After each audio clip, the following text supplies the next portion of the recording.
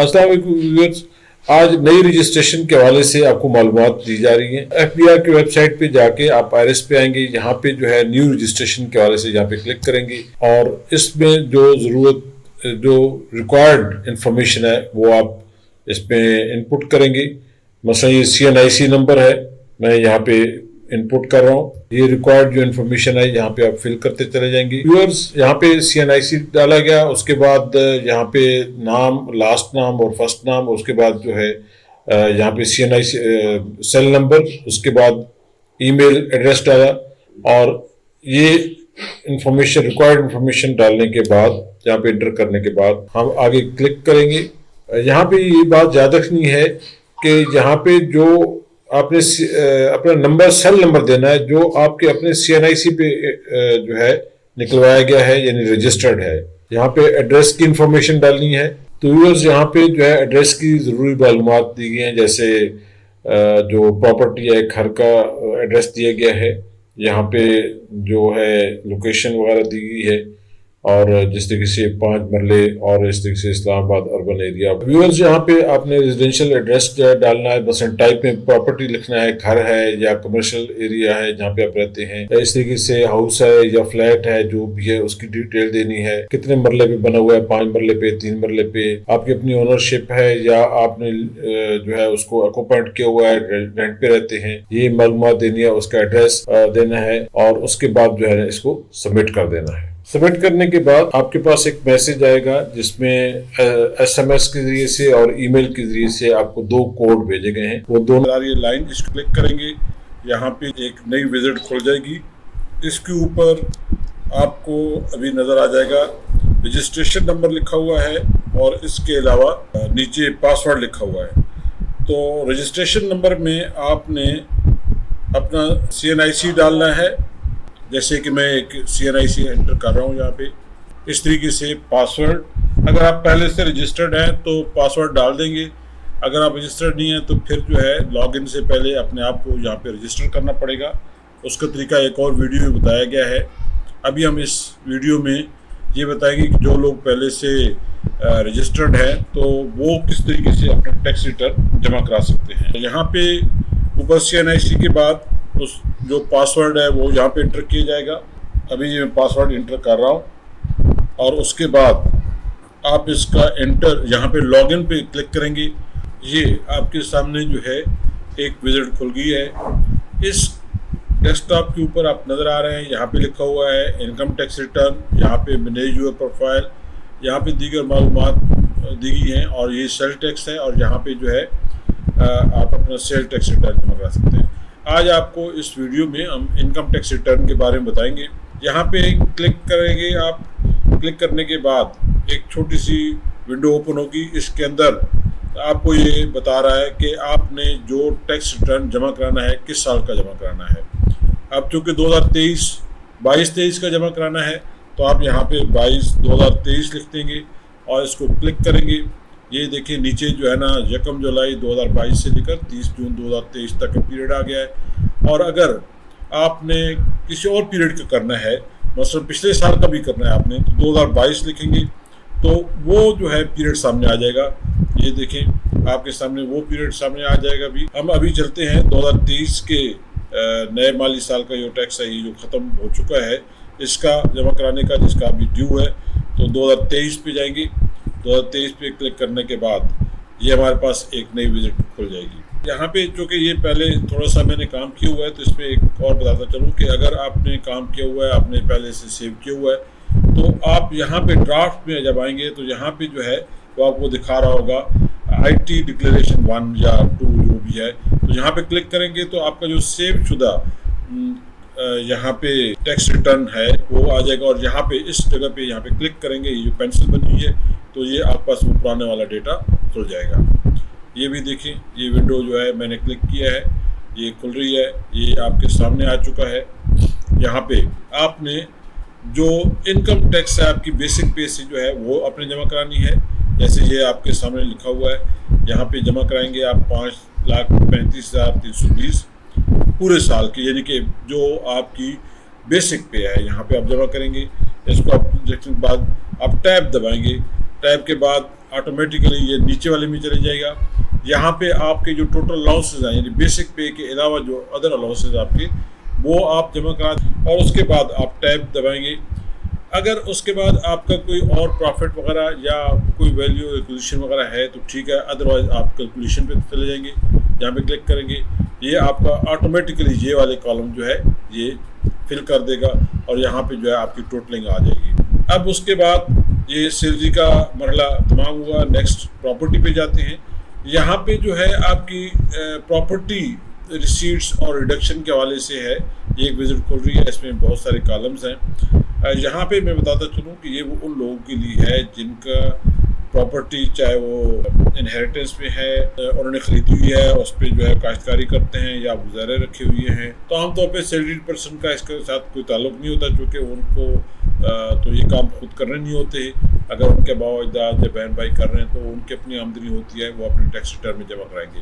हाँ, अगर आपको कोई उसमें से हिस्सा मिलता है तो वो आप ज़रूर यहाँ पे लिख सकते हैं कि मुझे ये आमदन जो है बिजनेस के ये मुख्तलिफ हैं, जिसमें रेवेन्यू आपका पास आया है, कोई बिजनेस अगर कर रहे हैं उसमें कोई टैक्स जमा कराया तो वो एडजस्ट कर सकते हैं। तो आमतौर पे बिजनेस भी अप्लाइज होते हैं, वो नहीं कर सकते। कैपिटल एसेट्स भी, long term assets, short term assets से अगर आपको कोई आपने गेन किया है, लॉस किया है, फर्ज करते हैं कि आपने कोई प्रॉपर्टी खरीदी हुई थी, वो आपने सेल किया है, तो उससे जो पहले आपका वैल्यू हुई थी उससे कोई आपको नुकसान हुआ है तो वो आप शामिल कर सकते हैं। कोई आपने अगर नई प्लॉट वगैरह खरीदा है तो वो आप उसको यहाँ पे ऐड कर सकते हैं। ये जो अदर रिसोर्सेज है इसके अंदर आप अपनी दीगर चीज़ें लिख सकते हैं। मसलन ये अभी आपके सामने मैंने खोला है, यहाँ पे मैंने डाला है 1,98,000। ये इनकी कोई 2 मकान हैं जो कि किराए पे लगी हुई है, जिनमें सालाना जो उनको आमदन है वो इतनी हो रही है, और चूँकि 2 लाख तक जो है ना वो छूट होती है तो वो मैंने एग्जाम्प्ट में लगा दिया, तो एक क्लास से इस पर ऊपर सेल टैक्स वगैरह या इनकम टैक्स वगैरह नहीं लगेगा। तो ये इसकी जो है यहाँ पे वैल्यू डाली है, यहाँ पे टैब लगाने के बाद यहाँ पे भी वैल्यू वही डाल दी कि ये इतना है, 2 लाख तक जो है ना वो इनकम छूट है। अगर यहाँ पे 2,25,000 या 3,20,000 होता तो हम यहाँ पे 2 लाख लिखते, चूँकि ये 2 लाख से कम है तो जितनी आमदन है वो तमाम की तमाम जो है एग्जेम्प्टेड है। तो उसके बाद यहाँ पे आप करेंगे और कैलकुलेशन में यहाँ पे क्लिक करेंगे तो ये जो है ऑटोमेटिकली ये आपस फिलिंग कर देगा। मैं दोबारा इसके सामने आपके सामने कर रहा हूँ, ये देखिए मैंने इसको डिलीट किया, ये डिलीट कर दिया, इसको भी डिलीट कर दिया। अब मैं दोबारा यहाँ पे कैलकुलेशन में जाता हूँ, आप देखिए कि ये सारे ज़ीरो हो जाएंगे, ये ज़ीरो हो गए। अब दोबारा मैं वही अमाउंट डालूँगा, यहाँ पे देखिएगा 1,98,000 था, ये टैब डालूँगा, ये फिर दोबारा 1,98,000 और ये दोबारा टैब लगाया और अब कैलकुलेट में जाऊँगा, ऑटोमेटिकली वो कैलकुलेशन करके यहाँ पे आपके सामने आ जाएगी, आपके सामने आ गई। याद रखिएगा, क्योंकि आमतौर पे हम लोड शेडिंग का शिकार हो जाते हैं, तो इसलिए साथ साथ जो है ना अपना डेटा सेव करते जाइएगा। ये दोबारा मैं सेव कर रहा हूँ, यहाँ पे लिखा हुआ आ गया चेंज सेव्ड सक्सेसफुली। अब आगे चलते हैं, यहाँ पे फॉरेन एग्रीकल्चर के हवाले से कोई इनकम है, क्योंकि इससे हमारा कोई ताल्लुक नहीं होता है, तो इसको भी हम बंद कर देंगे। फिर यहाँ पे एक बड़ी अहम चीज़ आ गई है, वो है टैक्स चार्जेबल पेमेंट्स वगैरह। तो यहाँ पे जो टोटल रिडक्शन हुई है, जो टैक्स हमने दिया है और जो देना है और उसके एडजस्टमेंट के हवाले से है, यहाँ पे ये चार्जेबल टैक्स है।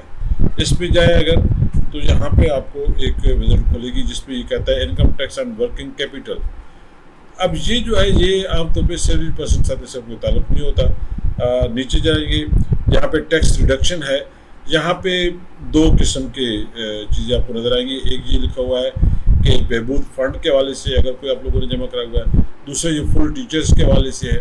अगर तो आपका पेशा ऑक्यूपेशन जो है टीचर है, तो यहाँ पे जितना आपने टैक्स जमा कराया है वो आप डालेंगे, ऑटोमेटिकली यहाँ पे जो है आप कैलकुलेशन करेंगे तो यहाँ पे आपकी टैक्स रिडक्शन आ जाएगी, यानी वो जो आपको टैक्स की छूट दी हुआ है। इस तरीके से कुछ और पेशे हैं, ऑक्यूपेशंस हैं जहाँ पे टैक्स छूट है, तो वो भी आप लिख सकते हैं, लेकिन ये स्पेशली टीचर्स के हवाले से है। अगर आप टीचर नहीं हैं तो यहाँ पे आप जो है वो नहीं डालेंगे। इस तरीके से यहाँ पे टैक्स एडजस्टमेंट में आते हैं, तो यहाँ पे जो है आपने साल में जितना टैक्स जमा कराया है, यहाँ पे याद रखिएगा, अगर आपने कोई बैंक से अमाउंट निकलवाई है इकट्ठी जिस पे आपने टैक्स विद होल्डिंग टैक्स दिया है, वो भी आप लिखेंगे। इस तरीके से अगर आपका इनकम टैक्स जो सैलरी पे डिडक्शन हुई है वो भी आप लिखेंगे। आपने कोई और गाड़ी बेची है, खरीदी है, उसके ऊपर जो टैक्स वगैरह अदा किया है, प्रॉपर्टी को आपने दिया है, तो ये मुख्तलिफ़ किस्म की मदात है, यहाँ पे लिखेंगे। ये देखिए गाड़ी के रजिस्ट्रेशन के हवाले से आया, इस तरीके से प्रॉपर्टी के हवाले से आता है।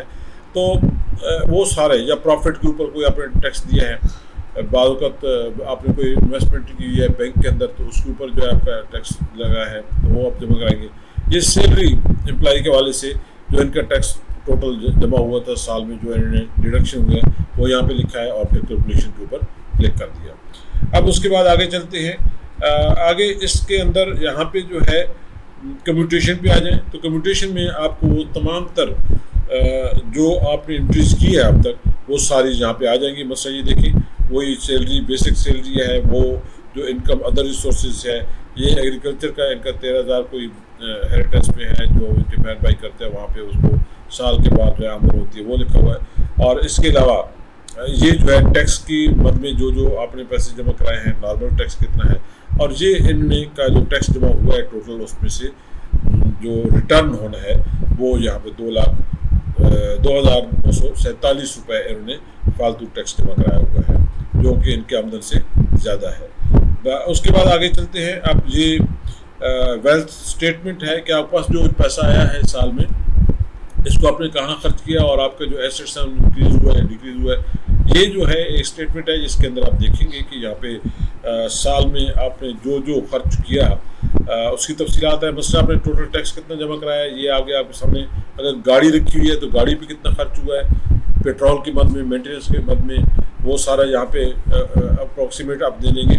इस तरीके से इलेक्ट्रिसिटी के बिल जो है टोटल कितने जमा किए हैं, बिजली पानी के मद में, गैस के मद में, टेलीफोन पे आपके घर के जो डिपेंडेंट लोग हैं, आपके बेटे हैं, बेटियां हैं, वाइफ है, या कोई भाई आपसे आपके डिपेंडेंट रहता है, तो उसके जो टोटल बिल है आप देते हैं वो। इस तरीके से मेडिकल पे जितना खर्च हुआ है, एजुकेशन, बच्चों के एजुकेशन पे कितना खर्च किया है, और उसके बाद आपका जो बाकी जो खर्चा है जिसमें बेशुमार अशिया आती हैं, कुछ जैसे जूते खरीदे हैं, घर का बाकी खाने पीने का सामान है, वो कपड़े खरीदे हैं, कोई शादी ब्याह पे गए, कोई फंक्शन पे खर्च हुए हैं, जो भी आपका पैसा खर्च हुआ है, तो ये जो है आपके तमाम तर अखराजात।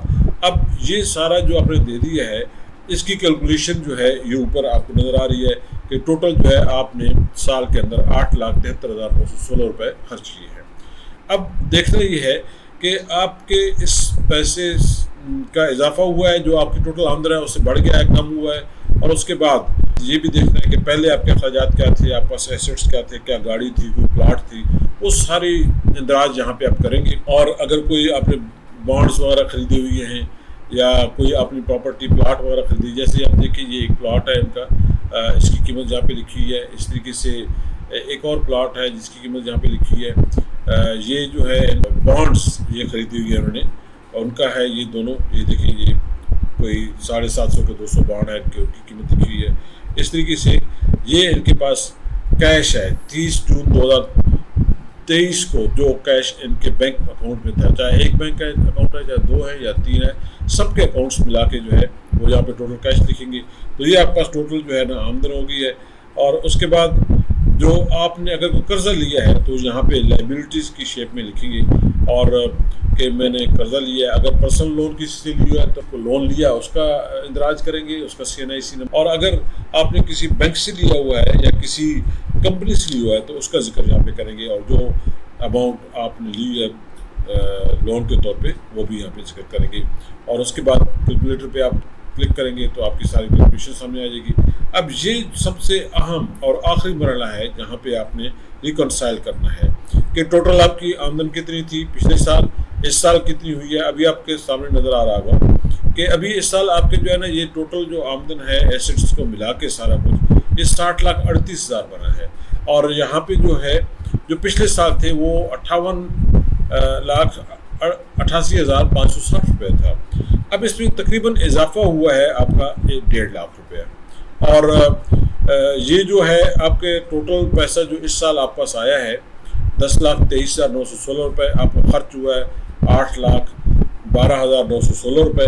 ये तफसीलात यहाँ पे लिखी है, आप इस तरीके से इसमें डालेंगे। 2,11,000 रुपये जो है आपका एग्जम्प्टेड है, और इस तरीके से यहाँ पे जो है आपके पास आ गया कि आउटफ्लो आपके पास इतना पैसा आया है। अब ये जो है रिकॉन्साइल ज़ीरो किया हुआ है, लेकिन याद रखें कि इसको ज़ीरो करने में थोड़ा सा आपको कैलकुलेशन करनी पड़ती है। अगर कोई पेमेंट आगे पीछे करेंगे, जैसे फ़र्ज़ करते हैं कि मैंने ये 65,000 डाला हुआ है, वहाँ पे 65,000 के बजाय मैं यहाँ पे अगर फ़र्ज़ करें कि डालता 45,000। अब आप देखिएगा, इसको मैंने टाइप किया और यहाँ पे कैलकुलेशन पे मैं गया, मेरी सारी दोबारा रिकैलकुलेशन होके अब रिकॉन्साइल पे मैं जाऊँगा, चेक करूँगा कि वहाँ पे मैंने कोई पैसे ऐसा तो नहीं है कि जो एडजस्ट करना है। तो यहाँ पे आप देखिए एंड पे आपको नज़र आ गया कि 11,000 रुपया उसने कहा है कि आपका जो है वो आपका अभी रहता है, जो कि एडजस्ट करना है, रिकॉन्साइल करना है। तो मैं दोबारा जहाँ पे समझूंगा कि मेरा एक्सपेंस ज़्यादा हुआ है, अंदाज़ा मैंने गलत लगाया है, मैं दोबारा उस पर जाके उसको ठीक करूँगा या उस पर इजाफा या जो भी है वो करूँगा। तो उसके बाद रिकॉन्साइल ज़ीरो हो जाएगा और यहाँ पे मैं दोबारा भी कैलकुलेशन करूँगा। तो ये रिकॉन्साइल जब तक ज़ीरो नहीं होता उस वक्त तक जो है आप अपना टैक्स रिटर्न जमा नहीं करा सकते। अब ये ज़ीरो हो गया है, अब इसको मैं सेव कर लूँगा। सेव करने के बाद मैं इसको पूरा दोबारा रिव्यू करूँगा और देखूँगा कि साल में कोई ऐसी चीज़ तो नहीं है जो मैंने परचेज़ की हो या सेल की हो या किसी से कर्जा लिया हो या कोई फालतू आमदन आई हो जिसका मैंने अभी इदराज नहीं किया। और फिर उसके बाद अपने जो अखराजात हैं, जो मैंने एसेट्स लिए हैं पर्सनल एक्सपेंसेस की सूरत में, उनका इदराज ठीक हो गया है। जब ये सारी तसल्ली कर लूँगा तो उसके बाद जो है वो मैं यहाँ पे सबमिट करूँगा और उसके बाद एक कोड होता है जो कि आपके पास मौजूद होगा, अदरवाइज़ दोबारा जनरेट किया जा सकता है और वो कोड आप डालेंगे तो आपका टैक्स रिटर्न जो है जमा हो जाएगा। उम्मीद है कि आपको ये वीडियो पसंद आई होगी। सेल्स टैक्स के हवाले से, नए रजिस्ट्रेशन के हवाले से मेरी दूसरी जो वीडियोज़ हैं आप उनको भी देखिएगा, आपको बहुत सारी मालूमात में इजाफा होगा। उम्मीद है कि आप इस वीडियो को सब्सक्राइब करेंगे और बाकी दोस्तों को भी बताएंगे ताकि वो इससे फ़ायदा उठाएँ। अल्लाह हाफ़िज़।